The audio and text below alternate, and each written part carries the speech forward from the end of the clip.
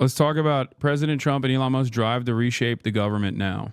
.org. I'm Amy Goodman. The top-ranking career U.S. Treasury Department official, David LeBrick, has been forced out of the agency after he resisted a demand by Elon Musk and his associates at Doge to gain access to the government's vast payment system, which disperses trillions of dollars in federal payments each year.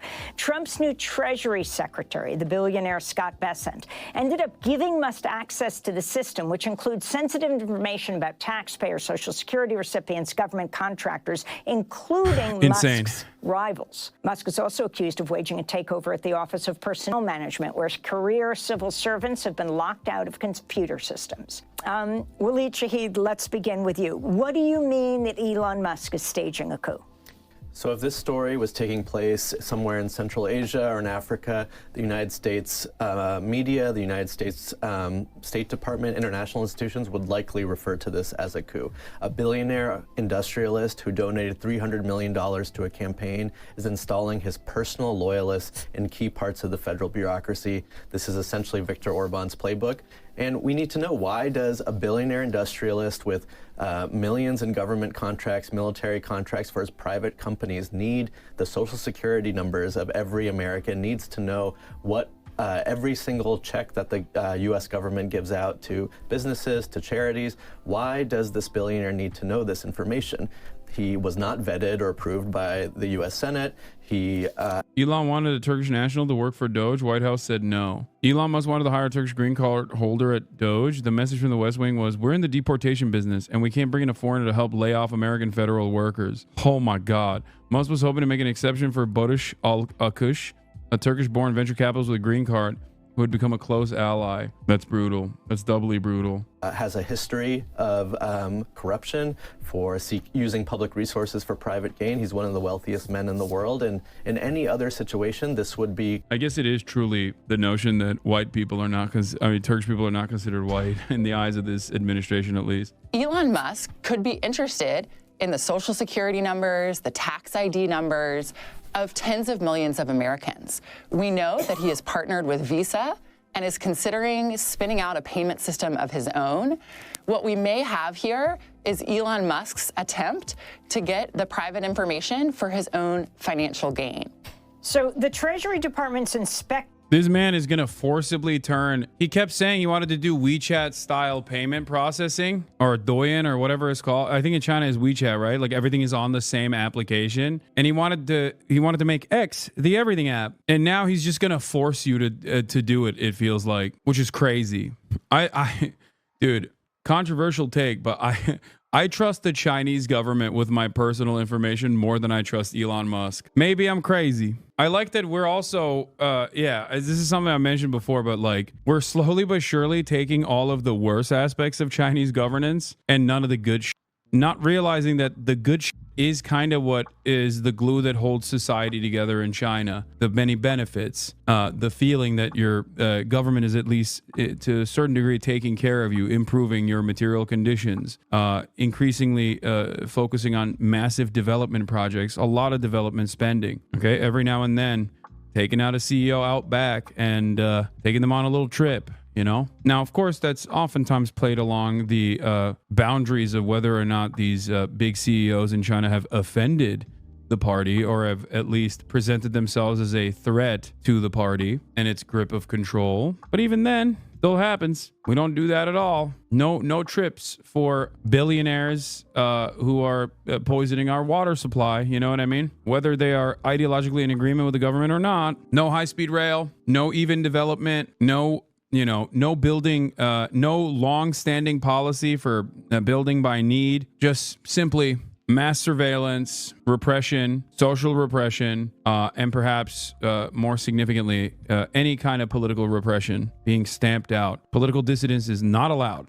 So, Waleed Shahid, where is the Democratic Party on this? Where are the Democratic senators and Congress members on this? I mean, you have Hakeem Jeffries, who holds an emergency meeting of the Democrats after a judge stops the federal payments from going out to, stops the ban on federal funding. So the Democratic Party in Washington is largely asleep at the wheel. They are acting as if they're kind of a librarian shushing noise in a crowded room. They're still believing in the normal procedures, normal decorum, normal. I think that part is true, but also the Democratic Party is simply kicking back and hoping to collect donations after all of this devastation takes place, hoping that the Republican Party's incompetence will inevitably collapse the delicate allegiances that they've cultivated. And there's some truth to that, especially because there are certain issues where Trump does not care about broad popular sentiment and will push for it regardless, or at least will make a deliberate effort to present this as a good thing, right?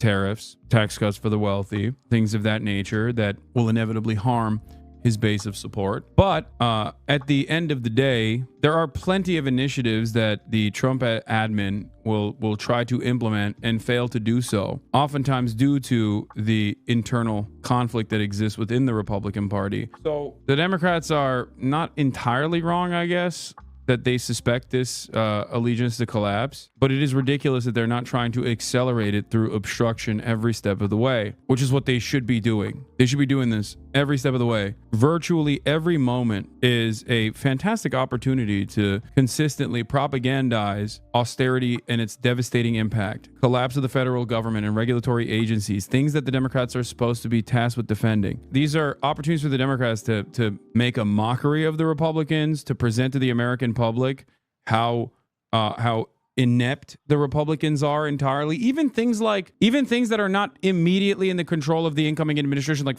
planes falling out of the sky. You think Republicans would not use that as an opportunity to shut on the Democrats if it was happening under the Biden administration? Look no further than Palestine, Ohio. That's number one. And number two, the Republicans are so interested in using everything in a disingenuous fashion to do propaganda that they literally immediately went and said, oh, it's DEI. Planes falling out of the sky, it's got to be DEI. They blame the Democrats immediately. Democrats, on the other hand, are just like, stop hitting me. I don't know what's going on. Please stop hitting me. You, sir, are hypocritical. That's what they're doing. Stop taking the fucking high road, man. What are you doing? Fight back. There's definitely appetite from the broader base of not just the Democratic Party, but like there's plenty of appetite from the base of the Democrats in terms of obstructing the Republican agenda and fighting back against the Republicans. That's number one. Number two, there are plenty of disillusioned voters out there that could be captured, whose attention could be captured, who could be mobilized in the direction, especially if you just showed how devastating the situation really is. And I don't mean talking about January 6th or whatever. Those were failed points of propaganda. They demonstrably failed because Donald Trump won. Meanwhile, we have a gerontocracy where the Democratic Party is led by decrepit old folks that are awful communicators with no real desire to actually fight back against the Trump administration's awful nature. And also, they're so completely removed from the interest of the public after spending decades upon decades within governance. Their only access to the real world, to real American citizens and their needs and their desires are filtered through mainstream media. And mainstream media is also defending regimes in general. They also are out of touch with the needs and the desires because they have the same capitalist interests in maintaining the current existing capitalist hierarchy. Yeah, this is where our opposition is. Fight, and we will win. We will win. We will win. We will win. We will win. We will win. We won't rest. We won't rest. We won't rest. We won't rest. Thank you, everybody. We're so cooked. So, Lindsay Owens, DOGE is not a formal government agency, right? Which means that it doesn't fall into any category. Yeah, look, I think when President Trump announced that Elon Musk was going to be running the Department of Government Efficiency, there was a sort of tempting fantasy that maybe Musk, a tech but successful businessman, could come in and restore some efficiency in government, maybe modernize some aspects of government that could use. Yeah, when I hear stuff like this, I don't think I just immediately know that it's not positive. I know that it's basically gutting the government and picking it apart for scraps and privatizing it. I fear that the average American, on the other hand, hears this and goes, well, this seems like a good idea. I like this. It's reasonable. Some updating. I mean, I think with this weekend's seizure of the... You don't like efficiency? Not realizing that, of course, these guys are not going to be like, yeah, we want to steal all of the remainder federal agencies like that regulate ours and our businesses that basically keep you alive no matter how stupid you are, and also take advantage of the vast amount of wealth, the remainder of the federal coffers, and redirect all of that faucet of wealth back into our businesses, making it our own personal wallet. They're not going to say that. We want to maximize the efficiency of the government. The government sucks, right? The federal government is so bad. It's bureaucracy. It's bureaucracy. Obviously, it's bureaucracy. It's funny to do shock doctrine to ourselves and watch the American population clap like seals at the mere sight of it, like pure graft. And Americans are like, no, this is great, actually. I think this is going to yield tremendous bounty for me, a poor worker living in Arkansas. The Treasury payment system, we can be crystal clear in putting that fantasy to bed. This is Musk determining who is going to get funding in this country, what programs are going to be funded in this country.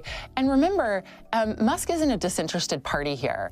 As we've talked about, he has many federal contracts himself, billions of dollars this year alone. Yeah, Elon Musk is a supervillain. He even looks and sounds like a supervillain. Like, he's both aesthetically supervillain coded, but he also does things that bad people do. So this is yet another perfect opportunity to point to this guy and go, that's the guy. The Democrats still want to maintain their corporate allegiances. And that's precisely the reason why they can't take a populist anti-billionaire stance. And that's precisely the reason why they can't attack Elon Musk without coming across as hypocritical, I guess, which is ironic because Republicans have been doing that by pointing to anti-Semitic conspiracies in perpetuity. Our billionaires are good, theirs are bad. Why? Because their billionaires are Jewish. George Soros. Democrats can't even turn around and be like, their billionaires are South African.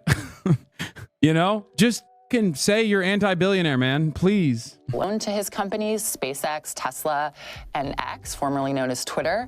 But he also is interested in cutting this funding for a very personal reason, which is he is interested in paying for the tax cuts that Congress is teeing up this year. They're estimating $5 trillion in tax cuts, mostly going to the wealthy and corporations. And Doge is the entity that is supposedly going to find the money, find the savings to pay for those tax cuts. So I think we can sum it up this way. Elon Musk is going to pay for his tax cut. I've been watching you for around 4 months now. This is the first time I've seen you watch Democracy Now! Is it because you'd rather critique mainstream media for your audience than watch something more aligned with your worldview? Yes, but I also do watch Democracy Now! Periodically. The reason why I don't watch Democracy Now! That frequently, however, is because I agree with most of it. So my commentary is almost identical. So it's basically rehashing the same points over and over again. Guys, don't say he's a dumbass. He's just asking a normal question. I know tensions are high right now because there's a lot of like random weirdos in the chat, but they've cleared away seemingly. So, you know, the coast is clear. With your Social Security. That's really what we're looking at here. I'm also a funder of Democracy Now! And a supporter for a very long time. What Doge is up to. Lindsay Owens, we're going to have to leave it there. And I just want to give Waleed the last word. 10 seconds. What should people do right now? This is my favorite part of Democracy Now! Is when Amy has to wrap it up just abruptly. Go to indivisible.org and visit their Senate office and demand an investigation of Elon Musk, and that Senate business should come to a halt.